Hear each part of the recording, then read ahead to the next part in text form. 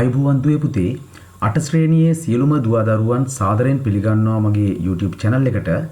අද 8 ශ්‍රේණියේ 13 වෙනි පාඩම පුතේ මම කතා කිරීමට බලාපොරොත්තු වෙනවා. 8 ශ්‍රේණියේ 13 වෙනි පාඩම තමයි ආහාර පරිරක්ෂණය. ආහාර පරිරක්ෂණය. right මේ පාඩමේ පළවෙනි කොටසෙන් පුතේ අපි කතා කරනවා ආහාර පරිරක්ෂණය කියන්නේ මොකක්ද කියලා. right අපි එහෙනම් බලමු මොකක්ද මේ ආහාර පරිරක්ෂණය කියන්නේ කියලා.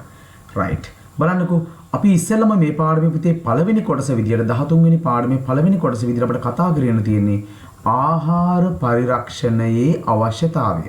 ආහාර පරිරක්ෂණයේ අවශ්‍යතාවය. ඒ කියන්නේ කුමක් සඳහාද අපි මේ ආහාර පරිරක්ෂණය කරන්නේ? ආහාර පරිරක්ෂණය කරන්නේ කුමක් සඳහාද? අපි මීට කලින් පාඩම් වලදී ඉගෙනගෙන තියෙනවා ආහාර නරක වීම කියන්නේ කුමක්ද කියලා. ආහාර නරක වීම කියලා කියන්නේ පුතේ ආහාර මත සුභජීවීන් වර්ධනය වීම නිසා ආහාර පරිභෝජනයට ගැනීමට නුසුදුසු තත්ත්වයටපත් වීම. නමුත් ආහාර නරක වෙන්න සුභජීවීන් විතරක්ම නෙවෙයි බලපාන්නේ. right බලමු අපි මොනවද මේකට බලපාන සාධක සහ මොකද්ද මේ ආහාර පරිරක්ෂණය කියන්නේ කියලා. right නැවුම් ආහාර හා ඒවා නරක වූ විට ස්වභාවය. බලන්නකො මේ රූපෙන් ඔයාලට පෙන්වම් කරනවා මෙතන තියෙනවා නැවුම් පාන් කෑල්ලක්. ඊට මෙහා පැත්තෙන් තියෙනවා මොකද්ද පුතේ? මේ පාන් කෑල්ල නරක් වුණාට පස්සේ පේන ස්වභාවය. මෙතන තියෙනවා නැවුම් එලකිරි වීදුරුවක්. ඒ නැවුම් එලකිරි වීදුරුව නරක් වුණාට පස්සේ තියෙන ස්වභාවය මේ රූපෙන් පෙන්වම් කරනවා. මෙතන නිරූපණය කරනවා පුතේ නැවුම් මස් කෑල්ලක්. නේද? ඒක නරක් වුණාට පස්සේ තියෙන ස්වභාවය තමයි මේ දකින්න තියෙන්නේ. මෙතන තියෙනවා නැවුම් මාළු. නේද? නරක් වුණාට පස්සේ අපිට දකින්න තියෙන ස්වභාවය තමයි මේ තියෙන්නේ. නැවුම් පළතුරු එහෙමත් නැත්නම් කෙසෙල් නරක් වුණාට පස්සේ දකින්න තියෙන විදිය. නේද? නැවුම් තක්කාලි සහ නරක් වුණාට පස්සේ දකින්න තියෙන ස්වභාවය. එහෙනම් බලන්න නැවුම් ආහාර සහ මෙන්න මේ ආහාර නරක් වුණාට පස්සේ පුතේ ඒ වගේ ස්වභාවය බාහිර පෙනුම වෙනස් වෙලා තියෙනවා. බාහිර පෙනුම විතරක් නෙවෙයි වෙනස් වෙන්නේ. අපි පළවෙනි පාඩමේදී කතා කරා මොකද්ද පුතේ?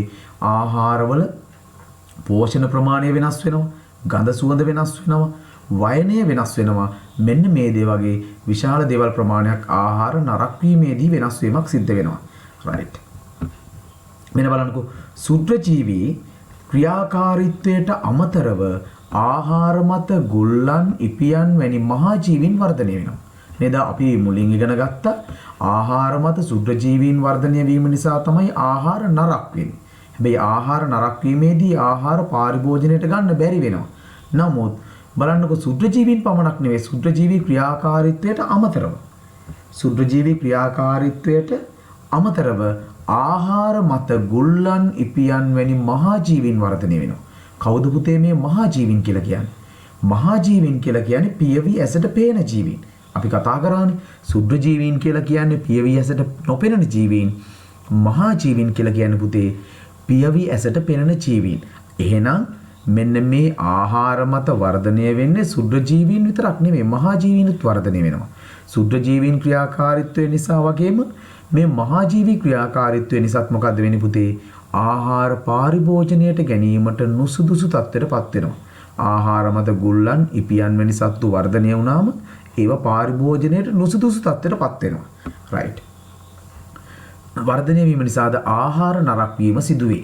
මේවා නිසා මොකද වෙන්නේ? ආහාර නරක වීම සිද්ධ වෙනවා. බලන්නකෝ අපි නිදසුන් ගත්තොත් ඒ මොනවද කියලා? කඩල, මුං, ඇට, සහල් වෙන ධාන්‍ය වර්ග ගත්තොත් මේවට ගුල්ලන්ගෙන් හානි සිද්ධ වෙනවා නේද? මේවට ගුල්ලන්ගෙන් හානි සිද්ධ වුණාම මේවා පරිභෝජනයට කිරීමට නුසුදුසු තත්වයටපත් වෙනවා. right. අපි එහෙනම් දැන් කතා කරමු පුතේ ඊළඟ කාරණටයන් ආහාර ද්‍රව්‍ය සැකසීමේදී නිවරදි තාක්ෂණික ක්‍රම අනුගමනය නොකිරීම හේතුවෙන් අපි දන්නවා ආහාර සකස් කරනවා නේද? මෙන්න මේ ආහාර සකස් කරනකොට නිවරදි තාක්ෂණික ක්‍රම ශිල්ප තියෙනවා. මෙන්න මේ නිවරදි තාක්ෂණික ක්‍රම ශිල්ප අනුගමනය නොකරුවොත් මොකද්ද වෙන්නේ පුතේ? මේ ආහාර පරිභෝජනයට කිරීමට නොහැකි තත්වයටපත් වෙනවා. ආහාර ද්‍රව්‍ය සැකසීමේදී නිවරදි තාක්ෂණික ක්‍රම අනුගමනය නොකිරීම හේතුවෙන් ආහාර ද්‍රව්‍ය සැකසීමේදී නිවරදි තාක්ෂණික ක්‍රම අනුගමනය නොකිරීම හේතුවෙන් ඒවා පරිභෝජනයට ගත නොහැකි තත්ත්වයටපත් වෙනවා. නේද? එහෙනම් මේ නිවරදි තාක්ෂණික ක්‍රමවේදයක් තියෙනවා ආහාර සකස් කරන්න. එහෙනම් මෙන්න මේ නිවරදි තාක්ෂණික ක්‍රමවේදයට ආහාර සකස් කරනවා නම් පුතේ මේවා අපිට පරිභෝජනය කිරීමට සුදුසු තත්ත්වයට පත් කරගන්න පුළුවන්. මෙන්න බලන්න ඊළඟ කාරණේ. ඒවායේ අස්වනු නෙලීමේ සිට වෙළඳපොළ දක්වා ප්‍රවාහනයේදී තැලීම්, පොඩිවීම, කැපීම්, සීරීම්, තෙරපීම් ආදී ක්‍රියාවන්ට භාජනය වෙනවා. අපි දන්නවා නේද? ආහාර වලට අවශ්‍ය අදාළ අස්වැන්න නෙළුවට පස්සේ මේ අස්වැන්න නෙලපු අවස්ථාවේ සිට වෙළඳපොළට ගේන අවස්ථාව දක්වා නේද මේ ආහාර ලොරි වල පටවගෙන එනවා නේද? ඒ තැලෙන්න පුළුවන්, පොඩි වෙන්න පුළුවන්, කැපෙන්න පුළුවන්, සීරීම් සිද්ධ වෙන්න පුළුවන් සහ එකිනෙකට ලොරි වල මේ ආහාර ගොඩක් පැටවීම නිසා තෙරපීම් වලට ලක් වෙන්න පුළුවන්. මේ තෙරපීම් වුණා මේ ආහාර තැලිලා පොඩි වෙනවා. සාමාන්‍යයෙන් ආහාරවලට වඩා පුතේ මේ තැලිච්ච ආහාරවල පොඩිවිච්ච ආහාරවල සුත්‍රජීවී වර්ධනය වේගවත් වෙනවා. එම නිසා එම ආහාර පරිභෝජනයට ගත නොහැකි තත්ත්වයට පත් වෙනවා. මේ තැලීම්, පොඩිවීම, කැපීම්, සීරීම්, තෙරපීම් වගේ දේවල් වලට ලක්වීම නිසා, භාජනය වීම නිසා මෙන්න මේ ආහාර පුතේ පරිභෝජනය කිරීමට නොහැකි තත්ත්වයට පත් වෙනවා. බලන්නකෝ එම හානි වූ ආහාර මත පහසුවෙන් සුත්‍රජීවීන් ක්‍රියා කරන නිසා ආහාර නරක වීම ඉක්මනින් සිදු වෙනවා. නේද? දැන් බලන්න කියනවා මේ ආහාර තැලිලා පොඩි වුණාම ඒව මත සුත්‍රජීවීන් වර්ධනය වේගවත් වෙනවා සාමාන්‍ය ආහාර වලට වඩා. එහෙනම් ආහාර නරක වීම මොකද්ද වෙන්නේ පුතේ? ඊටාම වේගවත් වෙනවා මෙන්න මේ තැලීම්, පොඩීම්, සීරීම් නිසා. එහෙනම් මේ වගේ ආරක්ෂා කරගන්න තියෙන හොඳම ක්‍රමවේදය තමයි නිවරදි තාක්ෂණික ක්‍රම අනුගමනය කිරීමෙන් මේවා ඇසුරුම් කිරීම සහ ප්‍රවාහනය කිරීම. right. මෙන්න බලන්න අපේ ඊළඟ මාතෘකාව. දැන් බලන්නකෝ අපි යනවා අපි දැන් ආහාර නරක වෙන්න හේතුව, ඒවා වේගවත් වෙන්න හේතුව ගැන කතා කරා. නේද? දැන් අපි කතා කරන්නේ පුතේ මොකක් සම්බන්ධවද? ස්වයන් වියෝජනය. ස්වයන් වියෝජනය. බලන්නකෝ මේක ශාකවල සිදුවෙන නේද? ස්වාභාවික ක්‍රියාවලියක් තමයි පුතේ මෙන්න මේ ස්වයන් වියෝජනය කියන්නේ කියලා. right. බලන්නකෝ කියනවා මොකද්ද මේ ස්වයන් වියෝජනය කියන්නේ කියලා? ආහාරවල ඇති විවිධ රසායනික ද්‍රව්‍යයන් නිසා. ඉතින් ආහාරවල තියෙන පුතේ විවිධ රසායනික ද්‍රව්‍ය තියෙනවා. නේද? ආහාරවල තියෙන විවිධ රසායනික ද්‍රව්‍ය වලට අපි කියනවා එන්සයිම කියලා කියනවා. ආහාරවල තියෙන විවිධ රසායනික ද්‍රව්‍ය වලට අපි කියනවා එන්සයිම වල කියලා. මෙන්න මේ එන්සයිම වල ක්‍රියාකාරීත්වය නිසා. එහෙමත් නැත්නම් ආහාරවල තියෙන රසායනික ද්‍රව්‍ය වල ක්‍රියාකාරීත්වය නිසාද ආහාරවල ස්වාභාවික වෙනස් වීම සිදු වෙනවා. නේද? ආහාරවල පවතින පුතේ ස්වාභාවික වෙනස් වීම අපි ගත්තොත් විශේෂයෙන්ම එළවලු සහ පළතුරු වගේ දේවල් ගත්තොත්. මෙන්න මේ ආහාරවල පවතින එන්සයිම නිසා පුතේ එහෙමත් නැත්නම් රසායනික ද්‍රව්‍ය නිසා මේ වගේ ස්වාභාවික වෙනස් වීම සිද්ධ වෙනවා. බලන්නකො මොනවද මේ ස්වාභාවික වෙනස් වීම කියලා? මෙන්න මේ ස්වාභාවික වෙනස් වීම වලට තමයි පුතේ අපි කියන්නේ මොකද්ද? ස්වයන් වියෝජනය ලෙස හැඳින්වේ. මෙය ස්වයන් වියෝජනය ලෙස හැඳින්වේ. බලන්නකො එන ආහාරවල ඇති විවිධ රසායනික ද්‍රව්‍යයන් එහෙමත් නැත්නම් එන්සයිම වල ක්‍රියාකාරීත්වය නිසාද ආහාරවල ස්වාභාවික වෙනස් වීම සිදුවේ.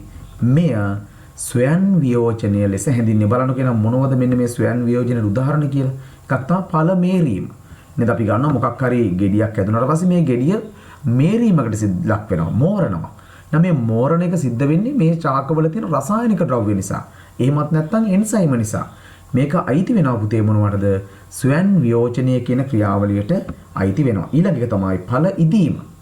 නේද? ඵලයක් ඉදෙනවා. අපි දන්නවා හැමදාම ඵලයක් මේරුවාට පස්සේ ඒ தත්ත්වය පවතින්නේ නැහැ පුතේ. මේ ඵලයේ ඉදීමකට ලක් වෙනවා. මේ ඉදෙන්නෙත් මොනවා නිසාද පුතේ? මෙන්න මේ ආහාරවල තියෙන විවිධ රසායනික ද්‍රව්‍ය නිසා. එහෙමත් නැත්නම් එන්සයිම නිසා.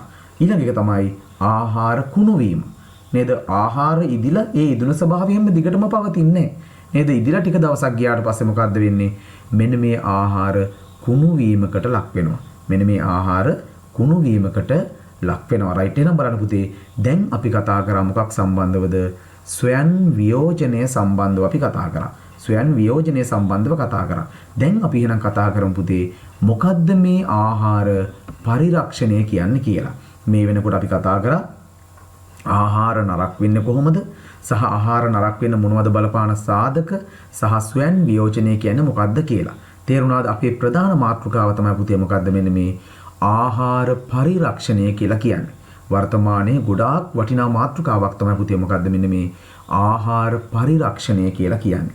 බලන්න මොකද්ද ආහාර පරිරක්ෂණය කියන්නේ කියලා. ආහාර නරක වීමට බලපාන සාධක කෘතිමව පාලනය කර. අපි දන්නවා ආහාර නරක වෙන්න බලපාන සාධක තියෙනවා පුතේ. මෙන්න මේ ආහාර නරක වීමට බලපාන සාධකව අපි පාලනය කරන්න ඕන. කොහොමද පාලනය කරන්න ඕනේ? කෘතිමව පාලනය කර ආහාර කල් තබා ගැනීම ක්‍රියාවලිය ආහාර පරිරක්ෂණය ලෙස හැඳින්වේ. මොකද්ද පුතේ නම් මේ ආහාර පරිරක්ෂණය කියලා කියන්නේ මොකද්ද? ආහාර නරක වීමට බලපාන සාධක කෘතිමව පාලනය කර. අපි දන්නවා ආහාර නරක වීමට බලපාන සාධක තියෙනවා. මෙන්න මේ ආහාර නරක වීමට බලපාන සාධක පුතේ කෘතිමව පාලනය කරලා ඒව කල් තියා ගැනීමේ ක්‍රියාවලියට අපි කියනවා පුතේ මොකද්ද කියන්නේ? ආහාර පරිරක්ෂණය කියලා කියනවා. ආහාර නරක වීමට බලපාන සාධක කෘතිමව පාලනය කර ආහාර කල් තබා ගැනීමේ ක්‍රියාවලියට අපි කියනවා පුතේ මොකද්ද කියන්නේ? ආහාර පරිරක්ෂණය කියලා කියනවා. ආහාර පරිරක්ෂණය කියලා කියනවා. රයිට් අපි එහෙනම් අද කතා කරා ආහාර පරිරක්ෂණය කියන්නේ මොකද්ද කියලා නේද? ආහාර පරිරක්ෂණය කියන්නේ මොකද්ද කියලා අපි කතා කරා. රයිට් එහෙනම් පුතේ මම ඊළඟ වීඩියෝ එකෙන් කතා කිරීමට බලාපොරොත්තු වෙනවා. මෙන්න මේ ආහාර පරිරක්ෂණය කරන විවිධ ක්‍රම තියෙනවා. ආහාර පරිරක්ෂණය කරන විවිධ ක්‍රම තියෙනවා.